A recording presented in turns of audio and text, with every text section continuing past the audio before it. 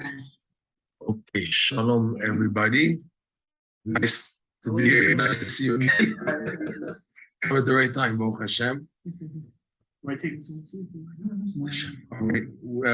So in case you don't know who I am or whatever, my name is Meir Al-Kabas from Yerushalayim and involved in Rabbi Nachman's teachings for 32 years now.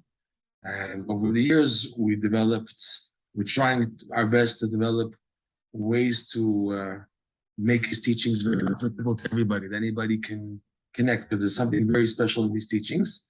So tonight's class will be like this. We're going to start with the main topic, and at the end, we have a special thing, an offer, called the 40-day challenge. Before this, we have to introduce the topic that we want to go into, which the challenge will be based on B'ezrat Hashem. We're going to go into a lesson of Rabbi Nachman in his book. Rabbi Nachman wrote a book called Likutei Moharan. This is the main book collecting his teachings. And these teachings are special in that when you learn them, you begin to see that it's relating directly to what you are going through in your life. In this lesson 24, Rabbi Nachman, amongst many things, he goes into the concept, the attitude a Jew should have in doing mitzvot, which is doing them b'simcha. Because ultimately, what Hashem is looking for in the life of every Jew is to be happy. Ultimately, the goal of everything, the goal of the whole Torah, is not to serve Hashem out of bitterness and out of routine, but to have an appreciation and to feel good. Because Hashem, that's what Hashem created the world for. The Kabbalists teach that Hashem is good, but he had no one to experience it before creation.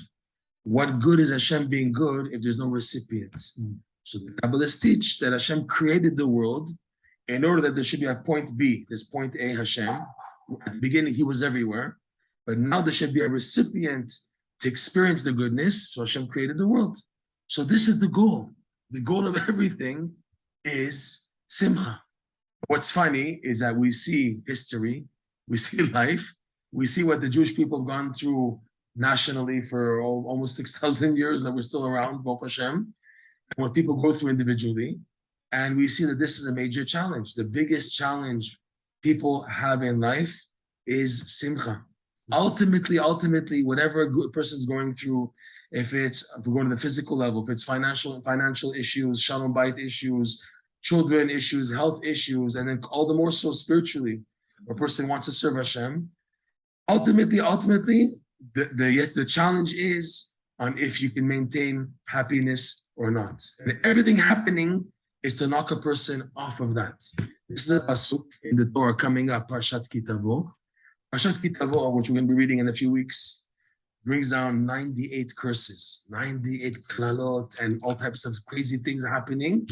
And at the end, Moshe Rabbeinu says, all this will happen to you, tachat asher lo avadetem et Hashem Elokechem besimcha uvtuv levav. All this is happening because you didn't serve Hashem out of joy. It doesn't say all this punishment because you didn't do mitzvot, you didn't keep Shabbat, you didn't.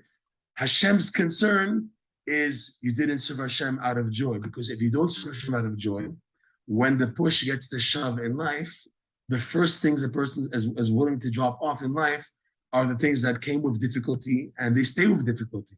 So meaning, a person, above everything else, has to develop a positive attitude. The truth is, the trick is that the only way a Jew can really be happy is through the mitzvot. Hashem designed it that true joy is experienced in the format of tefillin, of Shabbat, of Yom Kippur, of Sukkah, of Tzedakah, of Brachot. This is a way how a person can experience true simcha. Simcha out of that domain is called simcha shel holalut. It's vain simcha. It's empty.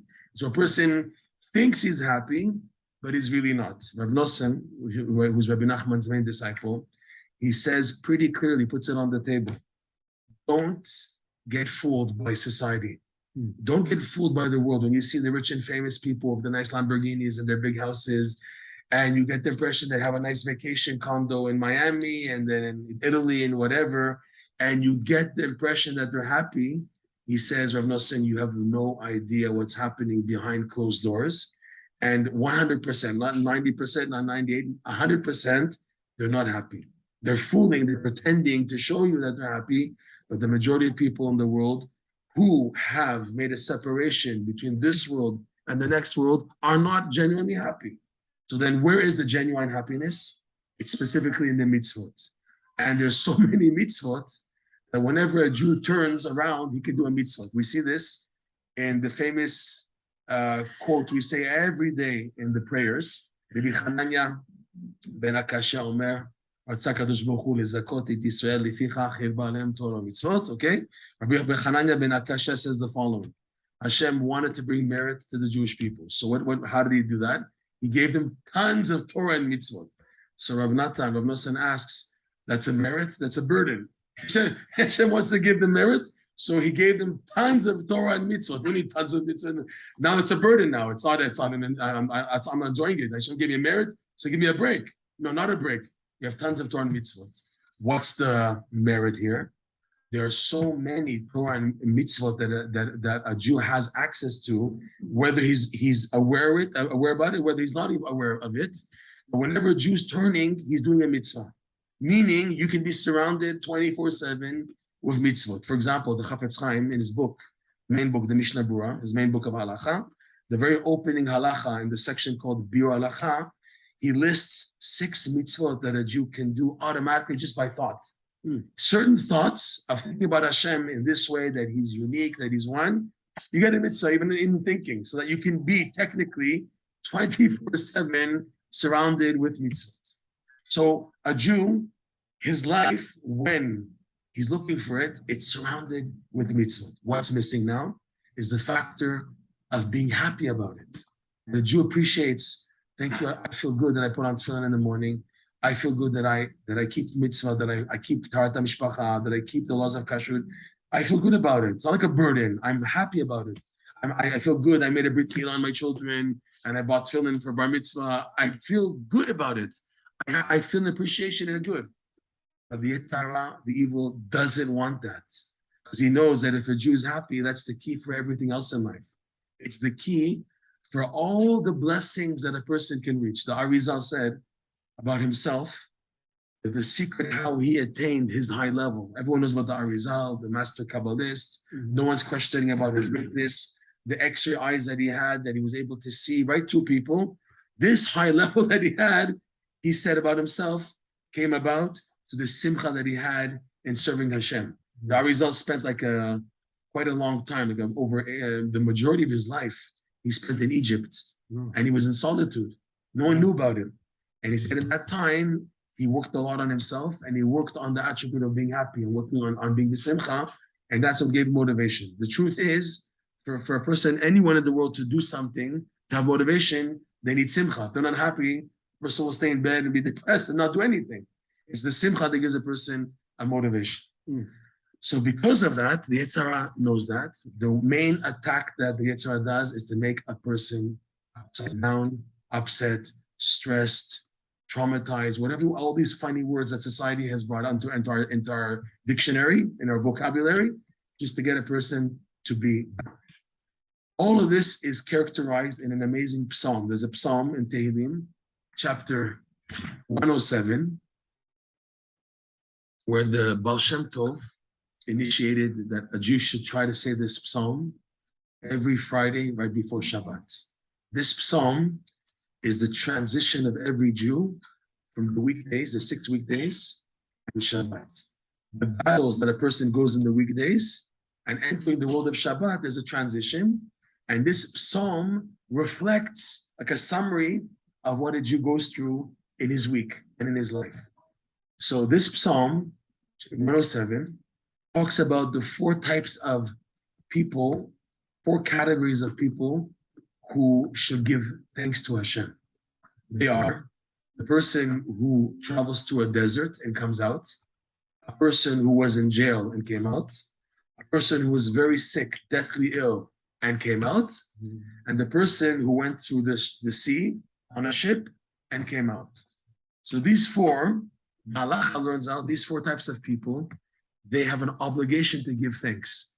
Today, in the time of the Beit HaMikdash, that involved bringing to the temple what's called a Thanksgiving offering, Korban Todah, a Thanksgiving offering. Today, we don't have a temple, no Beit HaMikdash. So instead, we have what's called the Birkat HaGomel. Birkat HaGomel, when a person now comes off a plane, whatever, he travels overseas. So in a minyan, in a quorum, he says Birkat HaGomel, a woman who gave birth, and it's a deathly situation when a woman gives birth. It's a miracle birth. And the healing of the mother, where she's bedridden for at least 3 days. So a woman also has to do Birkat HaGomel, right? So this is the blessing of Thanksgiving. But hidden in these 4 categories are hinted. Any birth or just the difficult birth?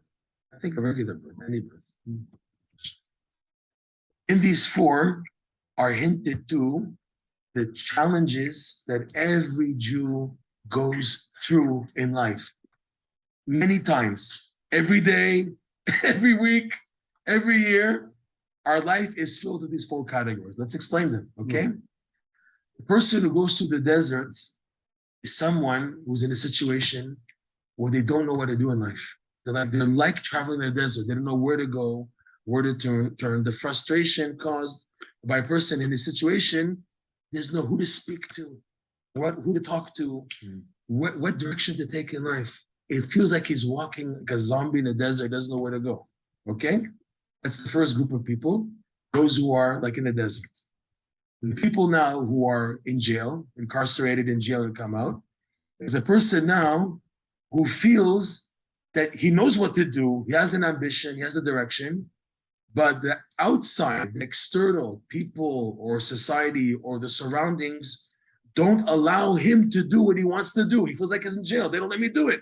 I'm trying to get this done. Every 5 seconds is a phone call stopping me to doing this. And I try to do this and this happens and that happens. The tire popped and I can't find it, my ticket. Well, all these funny things that a person tries to do something in life and there's obstacles from the outside. The third category of somebody who's sick, bedridden, is a person now who just doesn't feel like it. He feels so miserable inside that even though he knows what to do, and deep down inside, he wants to do it, but his inside doesn't let him. He feels spiritually sick, not just physically sick, but he feels spiritual apathy and out of it. Oh, just leave me alone. And I don't have the motivation to do it. And I feel so weak and fragile and wimpy. So that's the third category. The fourth one is the hardest. The fourth one is when Hashem opens the doors for somebody. He gives him light, gives him direction, and then a person goes super high, but then he crashes. He's scared now because every time Hashem opens the doors for him, he goes super duper high, but then he crashes, like in the sea. There, King David in the Psalm 107, he depicts it as the following: Yalu Shamayim, Yedu Tehomot. We go up to the sky, and then he crashes rock bottom. They have an expression like this in Hasidic terminology, that one day a person is a malach, is an angel, and the next day is a galach. In Yiddish, a galach is a priest. One day, a person is Superman, there's super light, thank you Hashem, I woke up on time this morning, I davened great, and at work I closed on a good business, and my wife was so happy with me today, and everything was just great, and I had a good day and I felt good. And then something happened at night that he had a crash, and the next morning he can't even get up in the morning. He wakes up like 11 in the morning, and he's just so negative and what value is my davening today? And then that negativity goes into work and goes into eating and goes into the family. Okay, one day he's a super duper man, and the next day he's a galach, he's like a priest. Okay? All 4 have a common factor: frustration. The frustration of, so what do you want me to do? The guy in the desert, he doesn't know what to do. He's frustrated. The person now who wants to do and they don't let him, he's frustrated. The person who also wants to do, but the inside doesn't let him, he feels like some negativity, a lot not letting him to advance, he's frustrated. And this guy, the last category, the hardest one, okay, the person now who's going super duper high and then he crashes, for sure he's frustrated. Because he says, Hashem, what do you want from me? You give me an opening, you give me a light, you give me such a good experience, and then I crash. I'm scared now to have a good experience because I know I won't be able to handle it anymore. It's called Ribui Or. I have too much light, and then I have a crash afterwards. What was the one? Galach. What does it mean again? Yiddish priest. We'll save the questions for the end of the year, because it'll come in. Okay. As we go on, you'll see the answers coming. Okay. Thank you. All right. So all four have this common attitude. The person has the frustration, and the frustration leads to sadness, depression, what the Yetzer Hara wants. As soon as a person is locked from happiness, the Yetzer Hara has it. That's the key. That's the key. Rabbi Nachman says the opening to all sicknesses in life is sadness. And the key for all healing in life is simcha. We see that, right? The doctors tell us whatever they tell us, but the real reality is if a person has a positive simcha attitude, that's the key for healing. That's the key for all the brachot come in, okay? Simcha, by the way, is so important that it's the goal of the mitzvot. The goal of the Torah is to come to the simcha behind it, that the simcha is even greater than the Torah itself. It's the greater than the mitzvot. That's the goal. The goal is to come to the simcha. Because of that, the Yetzer Hara does everything to break a person in that area. Okay? Because of this, a person has to do his maximum to be happy, to be in a positive attitude. Last time we were here, we gave a class. We gave the example of acting silly, telling jokes, even if it's stupid jokes. But if it gets you smiling and it's a fake happiness and you want to come to true simcha, true happiness, it's a stepping stone. That's one advice. Another advice is to give thanks to Hashem and to appreciate even when things are dark and difficult. You give thanks to Hashem. They say in Breslov like this, that when someone asks, when Reuben asks Shimon, how are you doing today? And Shimon says, terrible, miserable. I lost this much of money and this, and now I have some type of a disease on my foot. So Hashem says, terrible. I'll show you what real terrible is. And Hashem makes it even worse for the person. But if now a person is going through real Gehinnom, is having a hard time, and Reuben asks Shimon, Shimon, how's it going? And the person's really suffering, but he says, Baruch Hashem, I know it's for the good. I know it's Hashem has something good in mind for me. So Hashem says, good, you call that good? I know it's not good for you.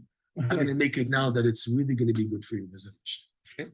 So that attitude of being positive and giving thanks is an opening. But we know in life, it's not easy to do that. When you put in a test, your mind goes blank, even though you know these ideas. Yes, to be happy and tell jokes, and to give thanks and to be good and everything. You read all these books, you go to all these courses, Simcha 101, you do Joy 101, a course on joy. You do everything to try to be happy, but when it comes to the tests in life, you see that it's not happening. It's not clicking. I learned all these books. I learned the book Gateway to Happiness by Rabbi Zelig Pliskin. I learned a lot of Breslov teachings on Simcha and everything. Where is it? When I'm tested, I'm not there. So there are times, yes, that a person has no other alternative but to cry out to Hashem. Like in this Psalm 107, it says there, right? It says after as we interpreted, the frustration of the guy in the desert, there's no way he's going. So then it says, Vayitzaku el Hashem, vatzar lahem. When not knowing what to do, the person cries out to Hashem, and then Hashem opens the doors, and then it says, Yodu Hashem chastel, then they give thanks. The second category also, the frustration of the person in jail, where there's no, what do you want from me? I'm trying to do, and they don't let me do it.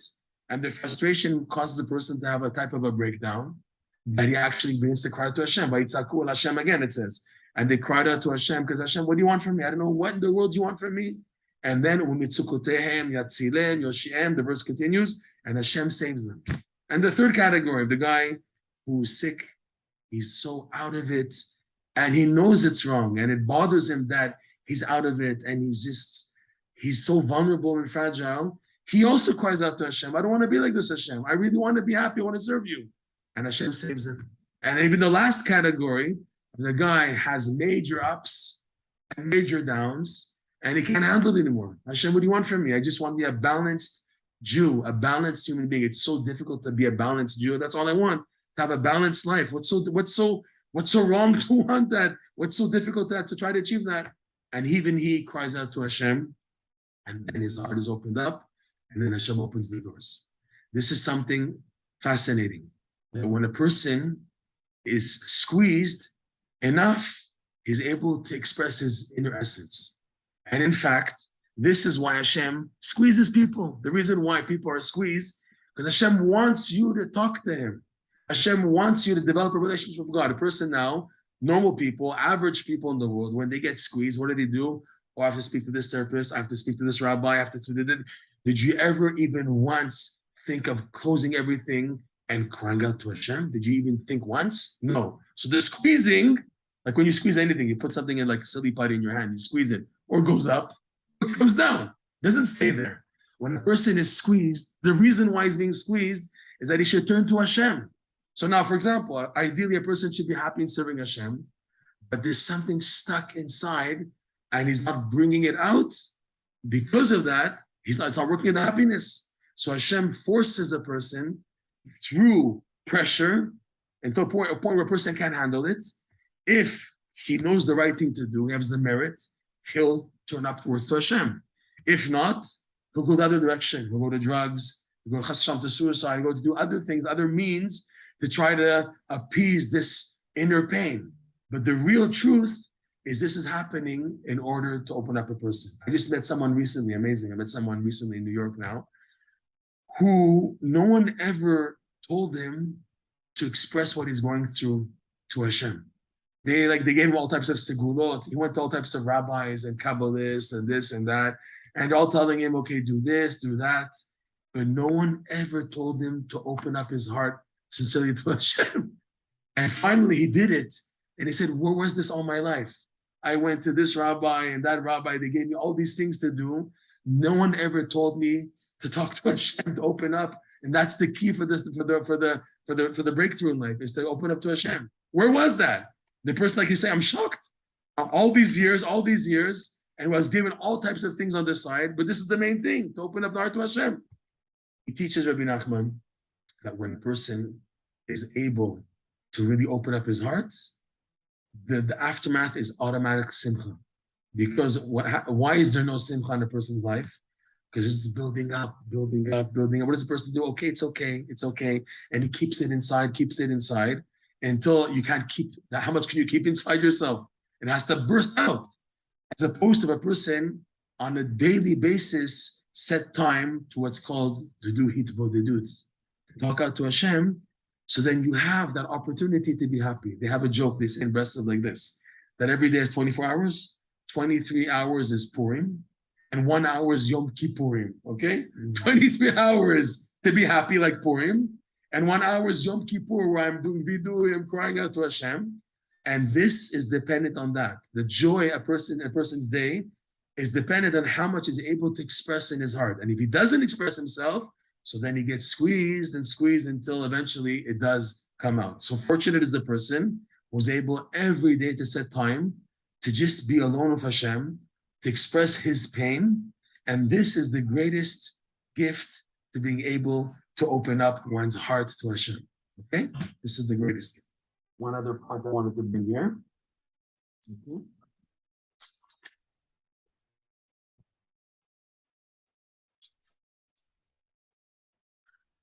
The place of emotion is in the heart. And also the place of simcha is in the heart. Like King David says, Natata simcha belibi. Okay? The heart's development is through joy. That's the seed of emotion. So let's go back to what we said originally. The key for a Jew to begin the process to come close to Hashem is simcha. When a Jew starts off anywhere in life, he starts off in darkness. The classic example is the day. According to Torah, where does the day begin? By the night. Vayi erev, vayi boker. It says in Genesis, when the creation of the 6 days, and it was night, and it was day 1. And it was night, and it was day 2, okay? The Jewish day starts with the night and the day, because this is the setup. The person starts in the darkness, and his goal is to work on being the simcha in the darkness. The Al-Sheikh, the holy Al-Sheikh, who's buried in Sfat, by the way, with Moshe Al-Sheikh, in his commentary in the Chumash, he says something amazing. He says, Hashem created the human being that the pupil looks black, dark. The sight of the human being, the bat ayin, the pupil, is black.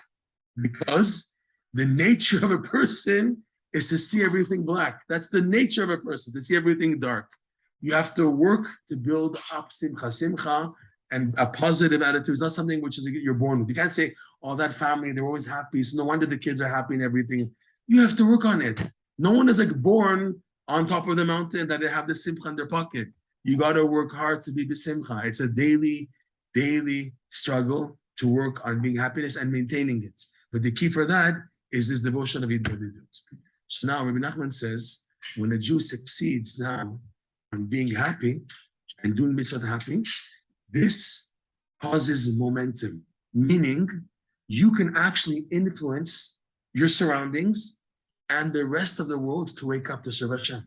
The mitzvah has now momentum because of the person's joy, and you're no longer doing the mitzvah for you anymore. The mitzvah that you do now is connecting the whole world back to Hashem.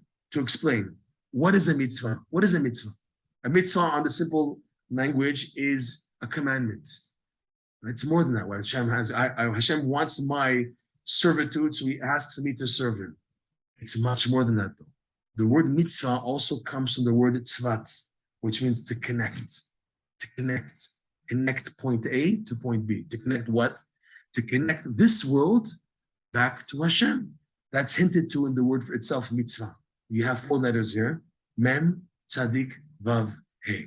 The vav, he of mitzvah corresponds to the vav, he in Hashem's name, Yud, K, vav, K. And the mem tzadik in a type of numerical system in Hebrew called atbash. Atbash is where we take the 22 letters of the Hebrew alphabet. There's 22 letters exactly, and we fold them. So there's 11 here and 11 here. What happens when you do that, the first letter corresponds to the last letter. So Aleph corresponds to Tav, Bet now is Shin, Gimel is Resh. It's called Atbash. When you fold the letters like that, so then the Mem corresponds to Yud, and the Tzadik corresponds to Hey. So in the mitzvah itself, you have Hashem's name hidden there. Yud K is hidden in the Mem Tzadik, and the Vav K, which is the Vav K from Hashem. Meaning what? When you are doing any mitzvah, even a bracha, or all these mitzvahs we mentioned that you're doing, you are actually connecting to God Himself. It's Elokut. It's unbelievable. You're holding tefillin in your hand. It's a piece of Hashem in your hand. You're saying a bracha, the words, the breath and the air of the formation of the letters of the words. This is godliness. This is your connection to God. This is what Hashem wants. What does Hashem want? That His presence be revealed in this world. What's so special about that? The rabbis teach that when Mashiach comes, the only festival that will continue to exist is Purim. Everything else will disappear. No more Pesach, no more Sukkot, no more Shavuot. Yeah, why? It's a Gemara, Masechet Tamid. Kol hachagim betelim, v'yimei haPurim lo nivtalim. All the festivals will cease to exist except for Purim. Why? Everything else, Pesach, Sukkot, Shavuot, was Zecher L'Tziat Mitzrayim, was commemorating the leading of Egypt. What happened in the leading of Egypt? Open miracles, 10 plagues, splitting of the Red Sea. Who's not going to believe? When you see open miracles in life, for sure you're going to believe. For Hashem, that's not such a big accomplishment. That Hashem overturned nature, did super miracles, supernatural miracles. Of course you're going to believe. What's the chidush? What's the big thing? Is that when Hashem is made known from within the concealment of nature, for Hashem, this is the biggest accomplishment. The timing of Achashverosh and Haman and Esther coming in and Mordechai, the timing of the story of the Purim, the Megillah story, and that the timing revealing that there's a God running the world, which is the amazing, not coincidences, but divine providence and the timing. I see Hashem revealed. For Hashem, this is the greatest accomplishment, that from a physical world, the world is called in Hebrew, Olam. Ain Vav Lamed Mem. The word Olam comes from a concealment, Ha'alama, a concealment. This world conceals Hashem 100%. It's 180 degrees opposite of Hashem's revelation. What's the goal? To have Hashem revealed in this concealed world. It's two opposites together. It's two opposites in one. It's Hashem and this physical world together and seeing Hashem. This is the job of the mitzvah. The Mem Tzadik is corresponding to Yud K. Yud K in Hashem's name is the higher part of Hashem, the hidden part, okay? Vav K is the accessible part of Hashem's existence. Because when we do Shabbat, when we do Torah, when we do mitzvot, we're showing Hashem's presence in this world. Why are you Jews wearing peyot and beard and everything? Because they are connected to God. So I see the Vav He of Hashem's name revealed in the world by the people doing the mitzvot. What is it connecting? To the hidden part of Hashem, the one that we don't see. That's what the mitzvot do. Okay? So when a Jew does the mitzvot besimcha, the mitzvah has momentum, as opposed to doing a dead mitzvah. Like a person could do a dead mitzvah. They said about the Baal Shem Tov once that he came to a shul, the daven, and he stood at the door, he put his hand on the mezuzah, and he froze. And the students said to Rabbeinu, why aren't you going into the shul to daven? He said, I can't. He said, why not? He said, it's packed solid. They looked at the Beit Midrash. There wasn't a single person in the shul. He said, Rabbeinu, no one's here. So you don't understand, the people's words of prayers are said without any life, any simcha. So all the words of the prayers stay down here. And now they're occupying the airspace. I can't even get in. I can't even get into the room because all their words of prayers are just stuck here. You can do a mitzvah, you get something, but it doesn't go up. What lifts up your mitzvah? Joy. What this means, this is really scary if you think about it. You can have a Jew who's Mr. Tisha B'Av every day. Every day he's sad. He goes to shoot and he puts on his tefillin very sad and he's very negative, okay? And once a year, this Mr. Shimon, whatever, he's happy on Simchat Torah. That once a year joy that he's happy on Simchat Torah lifts up all the mitzvot that he did the whole year dead. All the dead mitzvot come up once a year when he's finally happy. In other words, the mitzvot are waiting on standby. We're on standby, ready to take off, right? His mitzvot are waiting dead. When he has that opportunity, he goes to a wedding and he's dancing and he's happy and he's misamech chatan v'kala, or he's doing something where he's happy about it. That happiness then retroactively lifts up everything. So in other words, everyone has hope. Everything has hope. The question is when. That's the question here. Here we want that on a daily basis, on an hourly basis, that we have this ascent. I don't have to wait once a year or once in every 10 years to finally have an ascent, once in a lifetime, to have it happening. But when it happens, all the mitzvot go up that a person has done, even dead until the last time he was happy, they go up now. And when that happens, like we said, the mitzvah, which is godliness itself, causes repercussions. It's a ripple effect. And now the whole world around that person gets awakened and aroused to serve Hashem. That a person sees that, and that when a person is positive and happy and he does mitzvot, he has a good day. He has a good day. Yes, when a person now fought a challenge of negativity and he overcame it and he did it b'simcha, so then it has repercussion. The person on the bus stop, how are you? Good morning. The bus driver, he's not giving him the sour face like every morning. He's saying, how are you? Had a good day? How was your sleep? How was your coffee? Whatever. At work, his family, his wife, his kids, it has a repercussion. It builds up. It builds up. This is the rippled effect of the mitzvah. Rabbi Nachman says it's hinted to in the pasuk when Paro told Moshe Rabbeinu. Moshe was telling Moshe, "Let my people go. We want to offer a korban pesach in the desert." So Paro said in the middle of the makot, by the makkah of Arbe, of the locusts, he said, "Okay, I'll let you go.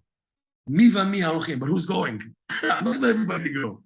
So Moshe Rabbeinu said, "We're all going. Binarenu ubizkenenu nelech, bibanenu bibnotenu." We're going to go with the elders and the young, with our boys and daughters.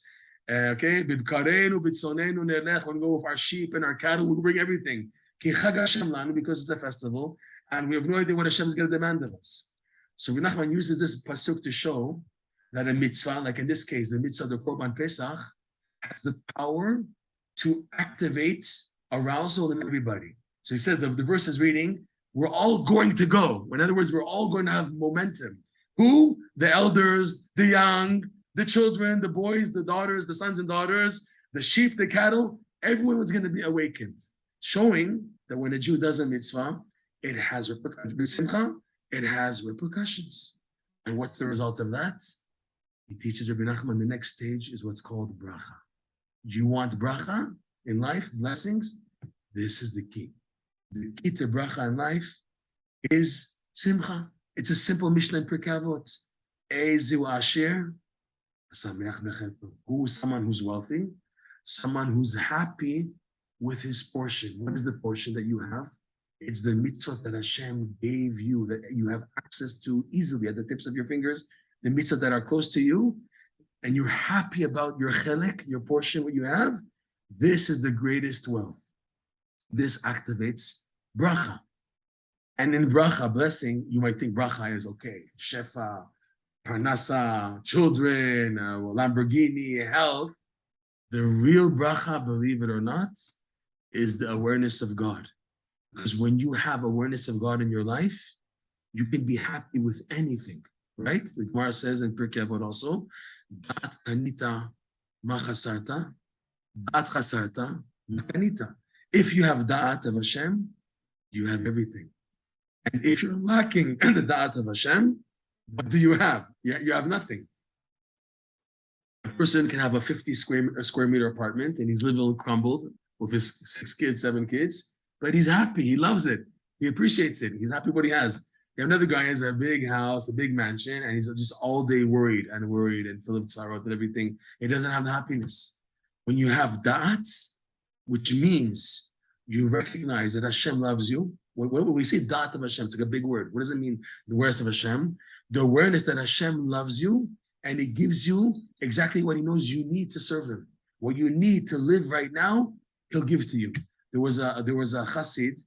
He used to walk every day from Tzfat to Meron by foot. Okay, that's like a 3-hour, 4-hour walk. While walking, he would study Mishnayot until he knew the Mishnayot off by heart. And he was very poor and reached a point where his shoes were all torn. So he woke up in the morning, no shoes. So he said, Hashem, or please give me new shoes, or give me the da'at that I don't need shoes.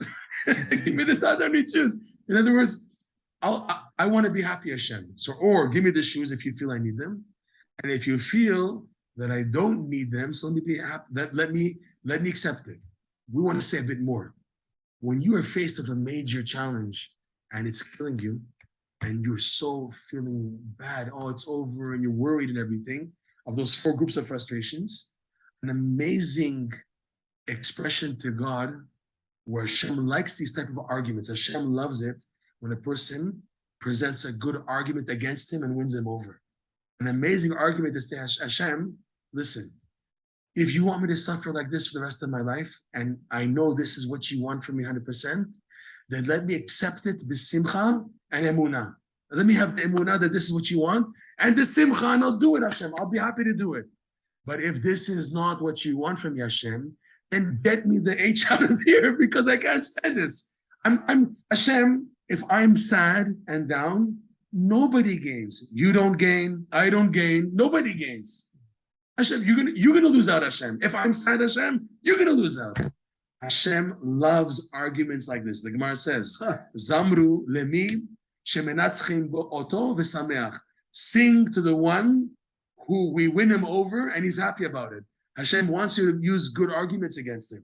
We're not saying, Hashem, why are you doing this to me? We're not saying that. It's Hashem, listen, I'll give you an ultimatum.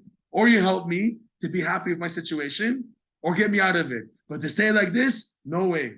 I don't want to stay sad. It's not going to work, not for you, not for me. We're all going to lose out. So what do you gain, Hashem?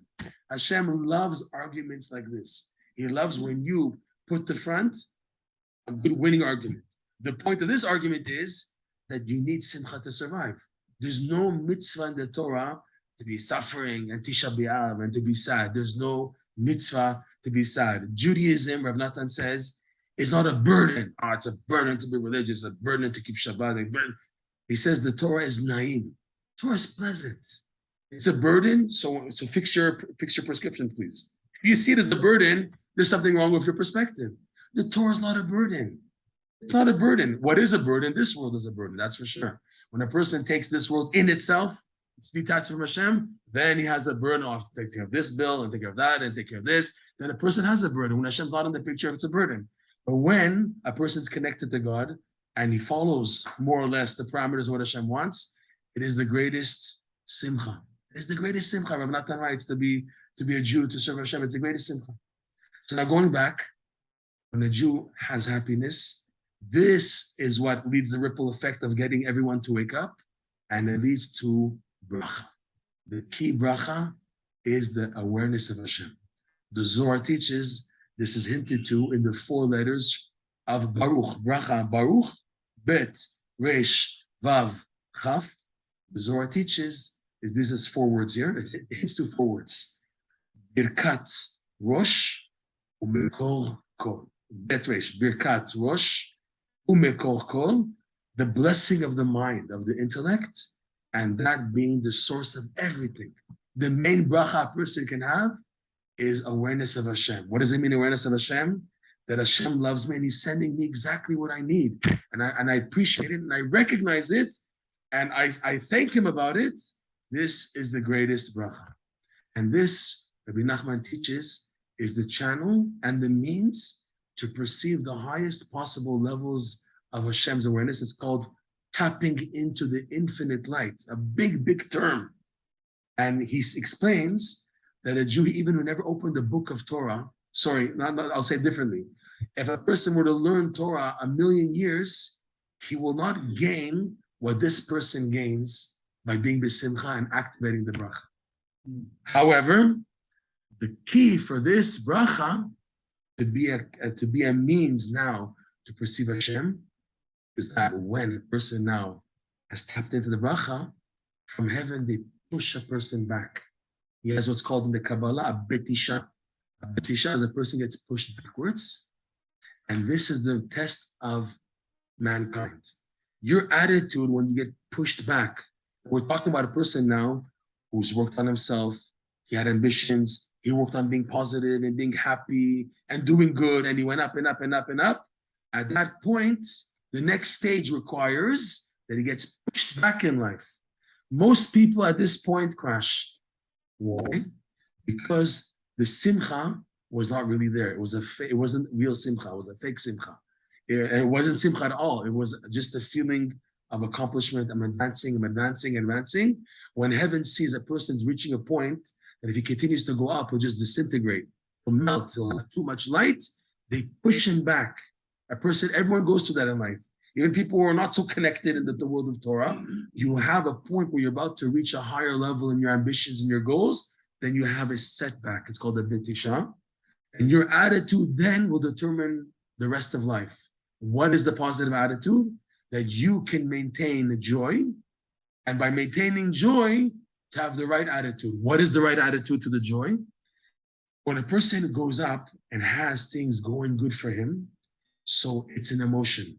We said the initial push for a person to go forward is joy, and joy is an emotion. It's located in the heart. We said the verse, Natata simcha belibi. Okay? So a person now is joyous, and then he gets to hit back.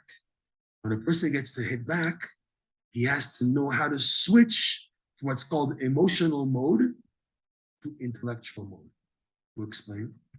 When a person advances in life, when a person is growing, it can be compared to a person who has a warehouse and he's nonstop filling the warehouse of inventory. Okay, a person now made a big order from China, so the truck comes and starts unloading the inventory. So the guy at the warehouse says, okay, put everything on the left side, please. And while he's unloading this inventory, another truck comes from Brazil with like apples from Brazil, I don't know, whatever, pears from Brazil, clementina, whatever. And he says, okay, put everything on the right side. Another truck comes, or put in the middle. And then there's no room. Everything's just mumbled in the warehouse because there's nonstop stock inventory coming in. It looks messy, nothing's organized. What's needed is to take a break. Okay, hold on, we're not taking anything in. We're just closing shop, we're closing the warehouse. We have to organize the stock. So to a person's intellect, a person's brain, when Hashem gives them the opportunity to advance, so you're just absorbing. But while you're absorbing, you can't settle. You can't organize what Hashem has given to you in your life. You have a lot of bits of information, of experiences coming in, and they're just coming in, but you're not organizing it. What's needed is a chance to organize it. This bounce back stops the emotion and now forces a person, again, if he does the right thing, he's required to now switch to intellectual mode. Okay, they pushed me back. Thank you. It's like closing the warehouse now. Now I have to settle the spiritual inventory, the mental inventory, the conceptual inventory that Hashem has given me. Now I have to make an organization. We have in the brain 3 sections: Chokhmah, Bina, Da'at. Every human being has interaction of all 3. Chokhmah is knowledge, new knowledge coming your way. Bina is the development of it, the understanding, how we develop this idea.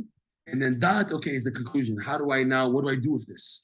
It's like now the Bina tries to decipher and open up what this information, this new piece of knowledge is doing for me. What is it? What can it benefit me? And the Da'at is, okay, my conclusion, I'm going to do like this. Person wants to plan a trip, so he has the information. Okay, the ticket costs this much, and I have to do this, and this is a piece of information. And then the Bina says, okay, but if I do like this and I leave too early, I'm going to miss out the meeting and the wedding that I have the next week. So a person now uses the faculty of Bina, and then Da'at is the conclusion is we're going to do like this, A, B, C, D, and it's done. Okay. So now when a person has a bounce back, he's forced now to take all the information that came his way in life and structure it and organize it. So he switches to what's called intellectual mode. He left emotional mode. If a person now organizes his intellect becomes now a vessel to receive this big light called the infinite light. He calls it, Rabbi Nachman, based on what the Kabbalah teaches, 9 chambers. Every person develops what's called 9 chambers. Where do you get the number 9 from? So he explains that when a person has this bounce, his chokhmah, bina, da'at, which are 3, they become intertwined, like entangled into each other. So it becomes 3 times 3, and that's the number 9. These 9 chambers afterwards allow a person, after he's settled his inventory, his intellect, he's then able to perceive Hashem at the highest of levels. So I have to go off a little. Rabbi Natan in his Likutei Halachot, he amazingly shows that this is the relationship between husband and wife. Fascinating, okay? He says something amazing. He says the force which pushes a person back when a person is going too up, in the Kabbalah it's called the Keter. The Sphira, this level called the crown, is above the Sphirot. When a person is advancing, he's advancing in relationship to the energy of the 10 Sphirot. It's emotions, perspectives, experiences. Maximum is up to 10. Chesed is an experience. It's an attitude of loving kindness. Gvura is restraint. Tiferet is splendor. Netzach is victorious. A person in their growth, they go through experiences of these levels of Hashem's input. But there's a limit. There's only 10. When a person now has reached his maximum, each person, Hashem knows when a person reaches that level. There's what's called the bounce. Hey, you can't go further. You go any further, you're going to disintegrate. You disappear. So it's called the Keter, the crown, which is above. It's called the crown because it sits like the crown on the head above the 10 Sfirot, and it pushes a person back. Like we said, if the person continues with the emotions, he's going to crash. Because when a person has a pushback, what does he say? What happened to me? I was going so good in life. Everything was amazing. The marriage was amazing. The parnas was amazing. My service of Hashem was amazing. Was getting up every morning. And look at me, I'm some fat batata now, and I'm out of shape, and I'm sick. And what did Hashem do to me? What happened? I had such good years in my life. Where did they go? If the person continues on emotions, it's going to eat him up. It's going to just eat him up, finished. But he has to switch to intellect, that this was a growth. It's not a setback. This is me now to just switch to intellectual mode, no emotions at all. Just intellect, where I'm now examining what happened and putting things in perspective. If I'm able not to express the emotion, because if I do express emotion, it comes from a bad place. If I come from a good place, then I'm able to advance and reach levels that were where I didn't even know existed. Levels waiting for me that Hashem has in store for my potential, where I really am. Okay? So he says, Rav Nosson, the Keter is, believe it or not, the power of the wife. It's into in a verse in Mishlei. There's 2 verses that begin like this, Eshet Chayil, right? We say Friday night, Eshet Chayil mi yimtza. And there's another verse in Mishlei that starts like this, Eshet Chayil ateret ba'ala. The woman of valor is the crown of her husband. Ateret ba'ala. So Nosson shows the woman, her power is the Keter. Meaning what? When the husband is going too much, too high, the woman gets an antenna, information from on high, Keter, boom, okay? Had a great day. He comes home, the wife, she has to scream at him, why did you buy the wrong mayonnaise? I told you to buy this mayonnaise. She takes the mayonnaise and she squishes it in his face, right? You bought the wrong mayonnaise, okay? And the man, if he continues on emotion, he's finished. Because emotion with emotion, forget it. forget it. Mm. She has become the emotion, yes. His job at that point is to switch. Nosson explains, all this is in the Torah, it's phenomenal, okay? Is to switch to intellectual mode. And that's what she's looking for. The Keter wants the intellectual mode of the person. In this case, the man, who was until now emotional. Yes, I got up, I have my enthusiasm, I woke up on time and this and that, and come home, take care of the kids, do this, Tisha B'Av, everything. And the man said, what happened to me? Everything was going great. And all of a sudden, this nothing happened. This is the test. He has to now switch to intellectual mode, which means that if he starts arguing and the argument is coming from emotional mode, it'll just destroy it. Nothing will happen. So what to do? Yes. In the case, for example, where a wife presents the keter bounce to the man, and what is she waiting to hear? To hear that the man has an expression of self-confidence that comes from intellect. Meaning, for example, a wife comes bombarding a man with all types of things, and it's the keter. What's behind the force is the keter pushing the man back, okay? So then when he goes over, let the wife, she's saying all these things, and he asks his wife, did you finish talking? No, I have more to say. And she goes on for another 5 hours to knock him down and this and that. I can't handle this, that. And then until finally she has no more breath. Did you finish? Yes, I finished now. Okay, let's go over what you said. I want to just make it like a police report. Okay, let's make a report now, roll the points. Point A, you said this, right? Correct.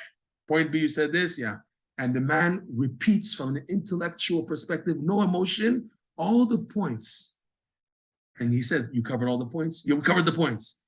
And at that point, if the man says to the wife, I can feel for you, I can relate to what you're going through. For her, that's the greatest simcha. Thank you. That's what I was waiting for. That you understand where I'm coming from and what I'm doing to you.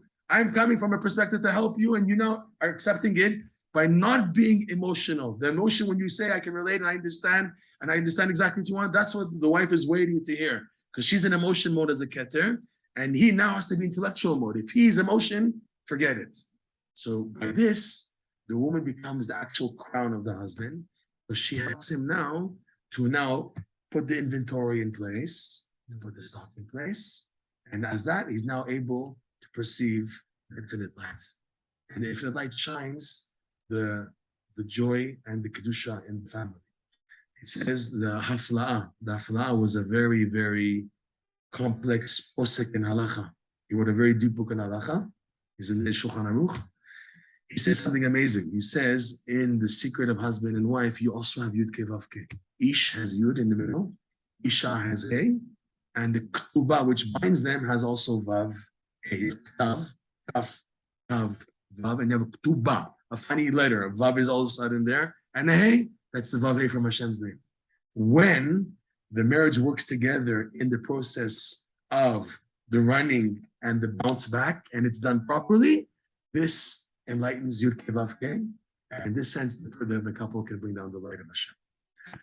We went through a lot. I'm schwitzing. Okay. The bottom line is the key for all this to happen is simcha. If now a person has the simcha, he'll take this bounce back properly and know when to switch from intellectual mode to emotional mode and be able to advance in life. This is the key. Okay? And again, like the Parsha says, all the klalot come to a person, tachat asher v'avatem et Hashem b'simcha. Okay, that's the key. The Torah is saying, your key to serve me, Hashem says, is you have to maintain happiness. You have to have a positive attitude. And if it's not there, you have to flip the whole world to get it. You have to flip the world to be happy. Don't say, okay, we have to suffer, we have to continue and just drag, like put a patch on and continue dragging. No, you have to make that change instantly. A person has to invest the majority of his kochot, his strength, on the midah of simcha, because that's the key for everything else. If now you think, by learning more Torah, I'll get happiness. By doing more mitzvah, you have to build the happiness to do the mitzvot now. That's what's needed to get in a happy attitude. And if it's not there, so what we said, a person has to open up his heart. This is what we said. The title of the class was what? Open your heart, pour your heart like water. Shivchi kamayim libech. That a person's heart becomes so fragile that it's like a broken glass where the water just comes flowing out. A person, when he sees that it's such frustration not allowing him to be happy, so he has to open his heart and let everything just flow. Let it out, let everything that's built up out. This is the biggest key to simcha. Okay, this was a lesson. The point is pretty clear. I present to all of you now the 40-day challenge. What's the 40-day challenge? This, everything we spoke about tonight, is taken from one lesson in Rabbi Nachman's book, Likutei Moharan, lesson 24. How Likutei Moharan works is fascinating. There is no other book in the Torah that works like this. What does it work? This book, Likutei Moharan, the more you learn it, the more you begin to activate it in your life and you see the changes happening. It's fascinating. Even though this is technically true of all the Torah, the Gemara, the Mishnah, the Midrash, the Zohar, the Kabbalah, but you need to be a tzaddik, a big-time tzaddik who has X-ray eyes to be able to see in any piece of the Torah all the things happening in life coming to life. We don't have eyes like that. The verse says, we say this pasuk every Shabbat morning, Einei Hashem el tzaddikim, which translates, the tzaddikim have the eyes of Hashem. The tzaddikim have X-ray eyes. The tzaddikim, they see everything open. We're not at that level. I'm not a tzaddik. I'm not yet there. I want to be, but I'm not there yet. I need a type of Torah level that comes to me and opens me up. This is Chassidut. This is why Chassidut came into the world. This is what the Baal Shem Tov introduced and what the other Chassidic masters introduced, but it sticks out unbelievably with Rabbi Nachman's teachings. You can test it and see for yourself that this book is phenomenal, that anybody who goes into it and learns it, you touch it, you begin to activate it. However, what we do, I'm activating it. I begin to see signs and indications and all types of things happening in my life and around me that I know are connected and directly to this lesson that I'm learning. But I want to change. It's one thing to have it activated, but I wanted to have a change in myself. It's like, for example, a person, God forbid, has some type of a skin disease on his right elbow, his left elbow. And there's a special cream that costs $500, $500 to get the cream. So finally, he raised the money, got the $500, and he bought the cream. So he comes out of the pharmacy, yay, I have the cream. But you idiot, apply it to you have to apply it to the area. You have the cream, fine, you have the antidote, you have the remedy. Apply it to where we need the help from. So there is a follow-up. The follow-up is this concept called Lasot Mitorot Tilot. When tzaddikim of this caliber reveal Torah teachings, and then you dive in to inculcate it, to absorb it, to internalize it, this type of prayer is fascinating. It directs these Torah teachings that you have awakened to heal the proper, appropriate place. There's only 2 Torah books in the history of Am Yisrael that have prayers written on them. We have the 5 books of Moses, the Chumash, and the Gemara says, corresponding to them are the 5 books of Tehillim. Tehillim has 5 books. And the Gemara says that King David wrote the 5 books of Tehillim on the 5 books of the Chumash. What does that mean? That means all of the supplications and requests and crying and screaming and prayers of David HaMelech and all the tzaddikim who wrote with him the book of Tehillim are to fulfill what's written in the 5 books of Moshe. Okay? The only other book we have prayers written on them is this fascinating book by Rabbi Nachman called Likutei Moharan. His disciple, Rabbi Natan, wrote prayers on these lessons. But these are not your regular prayers. It's like, okay, I have a prayer book. I have other collected prayers. These prayers are based on these lessons, which means these lessons that you awake and you feel them in your life, and then you daven about them, it's a complete healing process. So with that said, we have prepared 2 PDF files, okay? One is a 40-day chart on this challenge.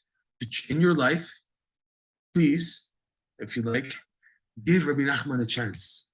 Give Rabbi Nachman a chance to touch parts of your neshama which you never discovered you had. Not scary parts, but parts of your energy and power that you have access to that you didn't know about. Let him help you open it up. The levels of simcha that you have access to, the levels of the intellect, the levels that all the things we spoke about tonight, let him open it up to help you enhance your connection with God. So we prepared 1 PDF file of a 40-day structured challenge, if you want to say, of a breakdown of learning this lesson for 40 days with the prayer. We have a PDF, a second PDF file with the actual lesson and the full prayer, 2 PDF files. Since, however, Likutei Moharan is pretty deep.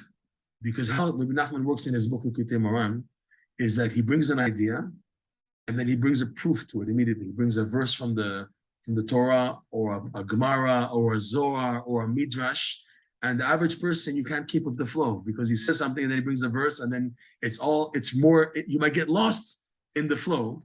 Because of that, Rabbi Nachman told his disciple, Rabbi Nosson, to write what's called an abridged Likutei Moharan, where he collects just the practical points that come out of each lesson. This book is as potent as the Likutei Moharan because you're learning and going over the ideas. And by just going over them, it's Torah, you're learning them, reciting them, you begin to activate them. 40 days, why 40 days? This is simple. We saw this in 2 weeks ago's parsha, that Moshe Rabbeinu davened 40 days and 40 nights to activate Hashem's forgiveness. The number 40 is considered a unit to see change in life. Change in Judaism is not immediate, but a 40-day challenge test is something already noticeable to see a change. So we offer you this challenge. Give Rabbi Nachman a chance on this level that you've never tasted before. 2 PDF files. One is the actual 40-day schedule. And it's not so much. It's not going to drive you out 2 hours a day. No. It starts off maybe, depending on how fast you read. Again, it's reading words, you're articulating, enunciating the words. You're learning a lesson, saying the prayer. It's in English, by the way. It's not in Hebrew. It's a PDF of the Hebrew and English translation. You can choose as you wish. You go over the ideas. And again, we developed it. That's less and less and less. So by the end of the 40 days, you've done much less, but you're more connected to the ideas because you know the flow of the lesson and the flow of the prayer. And you begin to see how this is really part of your life. And you need these things in your life. 40-day challenge, number one, to see that this is changing your life. Or number two, that you want to continue with it after the 40-day challenge. So please contact me. An email address, Breast of Therapy. Sounds funny saying this, but that's it. Breast of Therapy, BRESLOV therapy @gmail.com, or by WhatsApp. It's an American number, 732-800-1863, and we'll be happy to send you the PDF files. Yiratzon, we should be prepared. 40 days from now is exactly Yom Kippur. It's an idea to start today, if you'd like. Finish on Yom Kippur, the day after Yom Kippur. We should be zoche to have simcha in our life. And you should know that the pasuk says the key for bringing Mashiach is simcha. More than tshuva out of fear and pachad and Gog and Magog, whatever they say, what's going to bring Mashiach more than anything else is what the verse says, ki besimcha tetzeu. We're going to get out of this exile specifically through simcha. Simcha of the Jews who held on, that is what's going to bring Mashiach B'ezrat Hashem b'mirav yameinu. Any questions or whatever? Yeah. Yeah. If you want, I prepared a PDF file. You have the whole lesson and prayer together on one file. You can print it out, whatever. It's called Kuti Tefillah. Yeah, in English, it's been translated as the 50th gate.